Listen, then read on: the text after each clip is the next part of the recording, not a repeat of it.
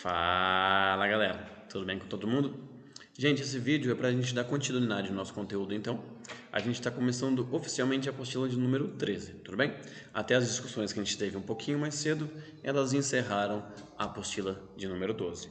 Então, como eu comentei bastante vezes com vocês, todas as discussões que a gente vai ter no ano inteiro praticamente, a gente tem que ter em mente que a gente está falando de um contexto de globalização. Às vezes a gente vai fazer uns resgates, às vezes nem tanto, mas sempre a gente vai estar falando desse contexto, tudo bem?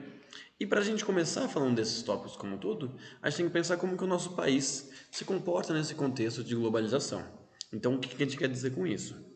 Desde os anos 80, comecinho dos anos 90 mais ou menos para cá, que o Brasil ele se insere nesse contexto de globalização, assim como boa parte do mundo também, né? Então é como se deu o comportamento do Brasil, claro, não em todos os segmentos, né? Senão daria aí um ano para falar de tudo. Mas como alguns pontos são muito importantes para a gente entender a função, a importância que o Brasil tem nesse mundo globalizado, tudo bem? Para a gente fazer um exemplo, vamos pensar qual seria a função do Brasil no período colonial, por exemplo. Produzia açúcar, produzia ouro para vender para Portugal. Tudo bem? Ele era uma colônia. Hoje em dia o Brasil tem outras funções, outras etapas que a gente vai analisar um pouquinho hoje, por isso que eu até pus esse fundinho aí meio verde e amarelo. Beleza? Então a ideia é a gente começar a entender um pouco como o nosso país se comportou a partir desse comecinho aí da globalização, anos 80 para os anos 90 mais ou menos. Simbora? Então assim, galera, como foi o contexto de globalização? Vou colocar minha carinha aqui em cima. Contexto de globalização especificamente no Brasil, como ele se deu de fato, né? O Brasil ele começa, como eu já falei no outro vídeo, né, com um neoliberalismo mais forte a partir do comecinho dos anos 90 e todos os governos de lá para cá, um pouquinho mais, um pouquinho menos, são da pegada mais neoliberal, são da ideologia neoliberal.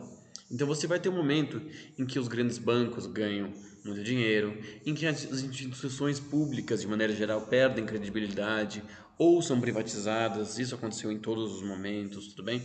Alguns setores, como o do agronegócio, ele se expande bastante. Então você vai ter toda uma série de etapas que ela é meio que contínua. Você tem aí umas certas mudanças em uma outra postura, dependendo do governo, do momento e tal, mas de maneira geral, é essa tendência a partir dos anos 90 até hoje, tudo bem? É uma tendência de seguir esses preceitos, de um mundo globalizado, de uma economia que integra ao Brasil. Então a pergunta de hoje, mais especificamente, é: como o Brasil se integra nessa economia globalizada? Tudo bem? Para começar essa discussão, para responder isso, melhor dizendo, a gente tem esse conceitozinho aqui, deixa eu pegar esse conceito aqui, que é o de DIT, tudo bem? O que seria a DIT? DIT é a Divisão Internacional do Trabalho. Ela também é um processo histórico, então você vai ter várias DITs ao longo aí da história da humanidade. Como que funciona a atual? A DIT, galera, seria como se fossem as funções que cada país tem na escala mundial. Como assim? Então, qual é a função dos Estados Unidos? Os Estados Unidos ele é uma função de superpotência. Ele exerce esse peso com relação aos outros países. Ele domina eles culturalmente, economicamente, politicamente, às vezes até militarmente. Tudo bem? Ele vai ser um país de relevância, de influência para o mundo inteiro. Essa é a função dos Estados Unidos. Quais são outras potências? Japão, China, União Europeia, um pouco Canadá, alguns um pouco menores. A Rússia ainda é uma potência militar. Você tem algumas certas potências aí, tudo bem? Um país como o Brasil, ele estaria mais ou menos na escala intermediária. Como assim? Ele é explorado pelos países de cima, Estados Unidos, Europa, União Europeia, China e tal, porém ele explora os de baixo. Quem são os países ali de baixo nessa escala mundial? Países africanos, países bem pobres como o Paraguai, como a Bolívia, como os da América Central, tudo bem? Então você teria que meio que degraus assim, do mais importante ao menos importante. Tudo bem, essa é a questão da importância, mas você também tem a questão da função. Como assim a função de cada país? Então, qual é a função dos Estados Unidos para a escala mundial? Ele produz tecnologias, ele produz novas ferramentas, inovações tecnológicas, sejam elas da escala da medicina, como uma possível atual vacina, por exemplo, sejam as inovações de um carro híbrido, um carro elétrico, viagens aeroespaciais, satélites. Ele produz cultura, ele produz informação, ele produz entretenimento, o consumo em massa de maneira geral. Ele tem uma função muito importante. Qual é a função que se espera de um país pequeno da América Central, por exemplo? Exportar alguma matéria-prima? Café, cacau, banana. Basicamente é isso que você espera. Você não vai esperar que, sei lá, a Nicarágua tenha uma montadora de carros, tudo bem? Que a República Democrática do Congo vá produzir celulares. Então é mais ou menos essa que é a ideia das funções. E o Brasil nisso tudo, né? Como que o Brasil, o que se espera? Qual é a função que o Brasil tem? Tudo bem? O que a gente vai ver é que apesar do Brasil ter todo esse dinamismo econômico que a gente tem, de ser uma das maiores economias do mundo, um território muito grande, uma população muito grande, nós não temos um destaque tão grande assim, mundialmente falando, em termos de uma importância na nossa função. A nossa função, ela basicamente ainda é de exportador de matérias-primas, tudo bem? E eu já vou explicar o porquê. Vamos com calma. É isso que eu explico aqui nesse slidezinho. Então, a partir dos anos 90, mais ou menos, galera, tudo isso que a gente está falando é contexto de globalização, tá? O Brasil ele começa a valorizar muito mais o chamado superávit. O que significa o conceito de superávit? Superávit é quando as exportações elas são maiores, são superiores às importações. Em outras palavras, o país compra, o Brasil compra mais, vende mais do que ele compra, tudo bem? Ele exporta mais produtos do que ele importa mais. Ou ele exporta um valor maior de produtos do que ele importa, tudo bem? Qual o objetivo era esse? Cumprir juros das dívidas externas. Às vezes, não necessariamente nem pagar a dívida, mas conseguir cumprir com os juros dela. Então, dívidas com o FMI, com o Banco Mundial, com outras nações que o Brasil foi adquirindo ao longo do século, especialmente em alguns momentos, como os anos 70 e 80, por exemplo, que a dívida externa no Brasil cresceu muito, ele começou a tentar pagar essa dívida. Por quê? Aí ele recebia novos empréstimos, aí ele era bem visto na escala mundial como um país bom para se reinvestir, tinha uma série de questões aí. O que a gente precisa saber é, o Brasil então começou a valorizar muito superávit para cumprir essas dívidas. Só que o que o mundo quer comprar do Brasil?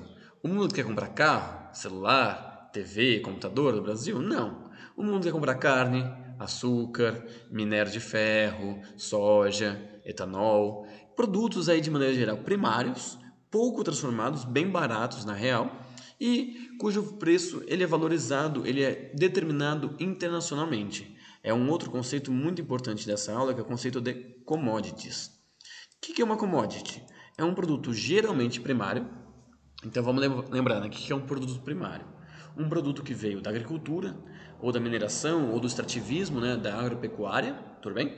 Então, a agropecuária é o extrativismo vegetal, mineral, animal, não transformado industrialmente. Então, o grão de soja cru, ou pouco transformado, o óleo de soja. O açúcar é a cana-de-açúcar transformada, mas sem nenhuma elaboração muito tecnológica. Isso é uma commodity. É um produto geralmente primário, porque isso também tem algumas exceções, mas o que caracteriza uma commodity mesmo é isso aqui, ó. O seu preço ele é regulado internacionalmente. Ou seja, vamos pegar o caso da soja, por exemplo. Não é o Brasil que dita o preço dela, mesmo ele sendo o maior produtor e exportador mundial.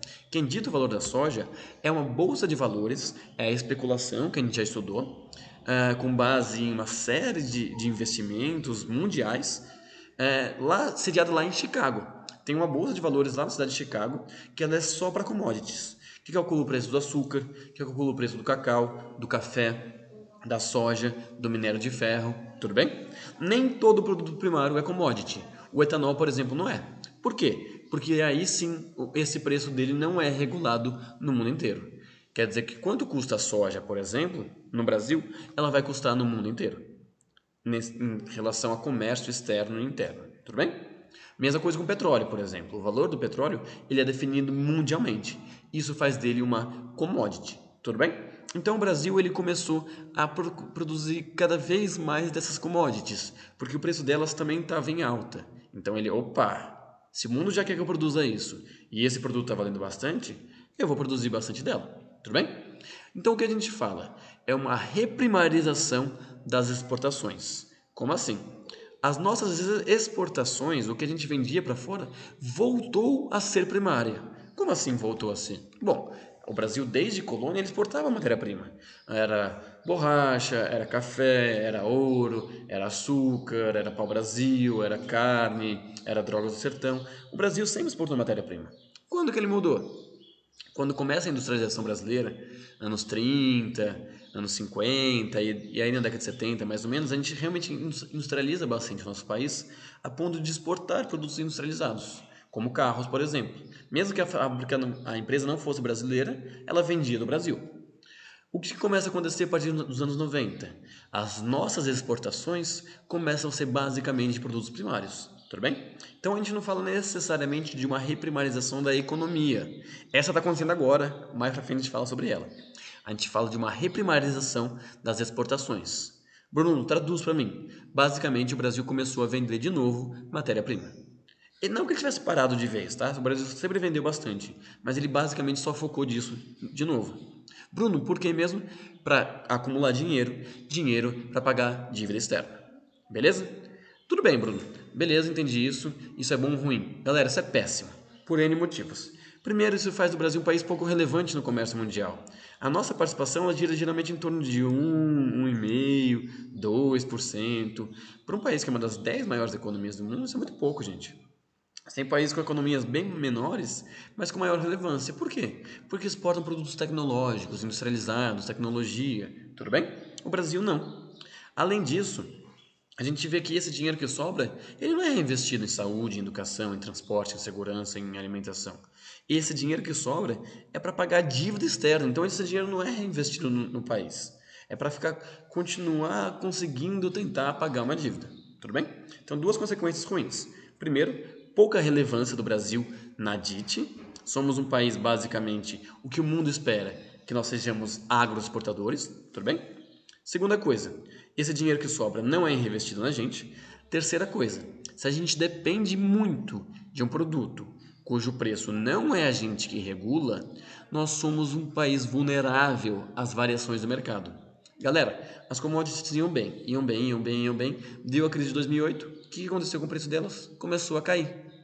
Isso foi um dos motivos da crise econômica que já vem aí de alguns anos, tudo bem? Um de muitos, é uma crise bem complexa, a gente vai falando ao longo do ano sobre ela, mas um dos motivos é a queda no preço das commodities.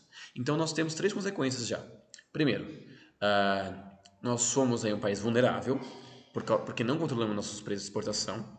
Esse dinheiro não é reinvestido, quando sobra, não é reinvestido para a gente. E três, temos pouca relevância no cenário de comércio mundial.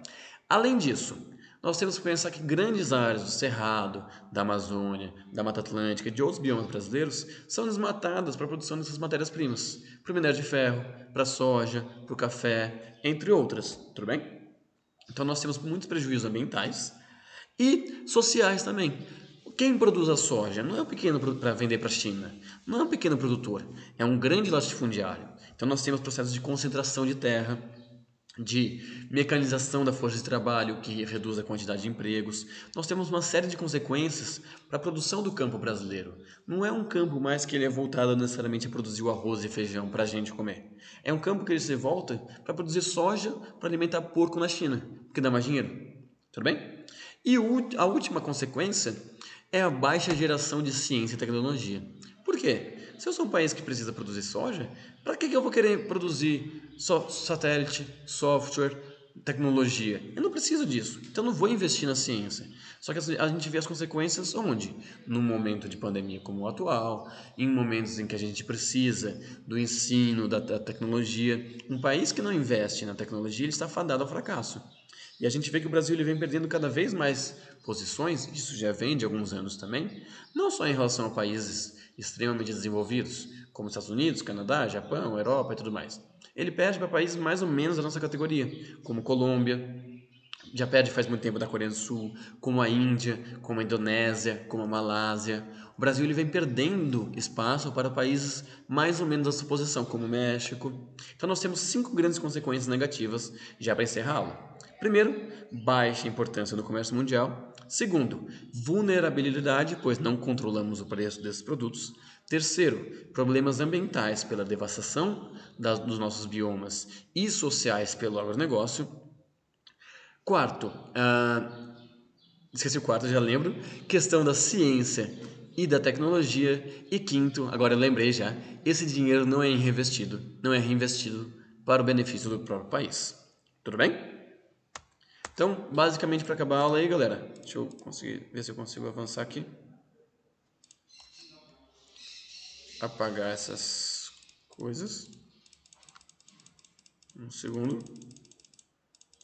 Bom, então se a gente reparar, ó, os produtos que o Brasil mais exporta, por exemplo, minério de ferro, bruto, sem ser transformado, o petróleo, a soja, o açúcar, as carnes, o quanto eles foram crescendo de importância. Eles respondem em 2010, já é um dado aí relativamente desatualizado, a 43% de tudo que o Brasil exportava. Ou seja, 5 produtos só, cujo valor não é muito elevado. Por quê? Qual o problema também um outro de uma commodity? Como ela não é muito transformada industrialmente, ela não vale tanto. O que vale mais? Né? Um grão de soja ou um avião? Então, para o Brasil comprar avião, ele tem que vender muita soja. Tudo bem? Então, se a gente reparar, por exemplo, nós somos, ou éramos, porque esses dados também já estão um pouquinho desatualizados, o 30º país que mais investia em ciência e tecnologia. Se a gente reparar os cortes que as universidades vão tendo, que o ensino superior vai tendo, a gente repara que esse processo ele vem se aprofundando. Então, você tem diversos países, não só, eu repito, desenvolvidos, que estão na nossa frente. Tudo bem? Essa é uma região de expansão da soja, a gente chama de Matopiba, a gente fala Mapitoba também, que é Maranhão, Piauí, Tocantins e Bahia. Essa região entre esses 4 estados é uma nova área de produção de soja. Aí você fala, pô, bacana, aumentou a renda lá. Mas essa renda vai para quem? Vai para o pequeno produtor rural do Piauí ou vai para a grande empresa do agronegócio que produz a soja para a China? Tudo bem? Então é uma soja mecanizada, não é uma produção que vai realmente de fato alimentar o povo. Então a gente vê uma série de consequências do Brasil nessa economia globalizada. Beleza, galera? E aí, para encerrar então, isso parece um festival de música eletrônica, mas são apenas máquinas agrícolas coletando algodão à noite. Parecem máquinas agrícolas coletando algodão à noite, mas é apenas um festival de música eletrônica. E nós temos no final, parecem algodões no festival de música eletrônica, mas são apenas máquinas agrícolas colhendo pessoas à noite. Beleza, gente? É isso então, fiquem bem, uma ótima semana a todos. Um abraço.